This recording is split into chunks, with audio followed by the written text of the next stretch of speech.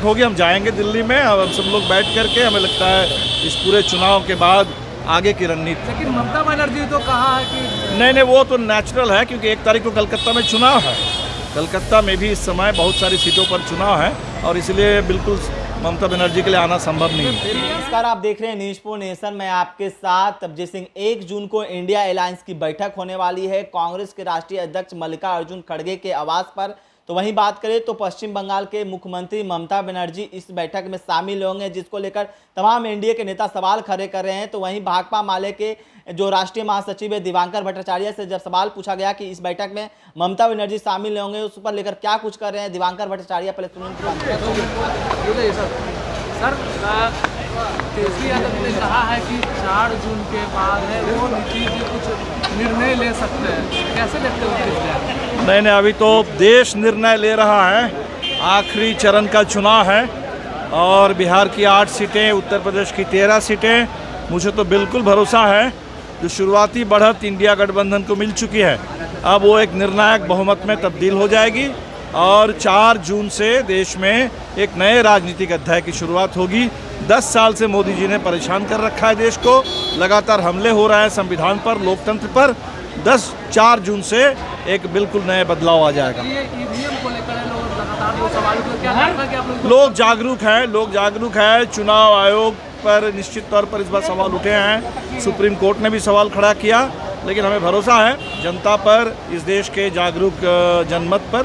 और निश्चित तौर पर सारे काउंटिंग एजेंट जैसे कपिल सिब्बल साहब ने कहा कि मुस्तैद रहेंगे पूरे काउंटिंग के दौर में और ठीक बिल्कुल परिणाम तेजस्वी यादव का कहना है कि 4 जून के बाद नीतीश कुमार बड़ा फैसला लेंगे। क्या नीतीश कुमार फिर से आप लोगों के साथ आएंगे? ये तो नीतीश जी से पूछिए, लेकिन हमें लगता है कि देश ने एक फैसला ले लिया है। देश ने जब फैसला ले लिया है और नीतीश जी बिहार के मुख्यमंत्री हैं, तो देश के फैसले के साथ नीतीश जी को भी रहना चाहिए। 1 जून को अलायंस की बैठक होगी, हम जाएंगे दिल्ली में और हम सब लोग बैठ करके, हमें लगता है इस पूरे चुनाव के बाद आगे की रणनीति। लेकिन ममता बनर्जी तो कहा है कि नहीं, वो तो नेचुरल है क्योंकि 1 तारीख को कलकत्ता में चुनाव है। कलकत्ता में भी इस समय बहुत सारी सीटों पर चुनाव है और इसलिए बिल्कुल ममता बनर्जी के लिए आना संभव नहीं है। कोई बात नहीं है, इतना सामूहिक नेतृत्व है। इस बार देखिए मोदी का चेहरा ही, उसी के चलते तो भारतीय जनता पार्टी परेशान हो गई कि उनके पास और कोई चेहरा नहीं है और इधर तो बहुत सारे सामूहिक नेतृत्व है। बिल्कुल बैठक में प्रधानमंत्री के चेहरा नहीं, अभी तो बैठक होने दीजिए और उसके बाद जब समय आ गया। राहुल गांधी बिहार आए थे, आप लोग मटन पार्टी कर रहे थे, इस पर भी सवाल खड़े हो रहे हैं। नहीं, वो सब पर कोई सवाल। देखिए, इस बार के चुनाव में देश ने कह दिया कि इधर उधर की बातों पर हम जाने वाले नहीं हैं। जनता का एक ही बात थी इस बार कि जुमला नहीं जवाब दो, 10 साल का हिसाब दो। मोदी जी के पास हिसाब नहीं है, इसलिए इधर उधर की बात कर रहे हैं। लोग इधर उधर की बात में उलझने वाले नहीं हैं।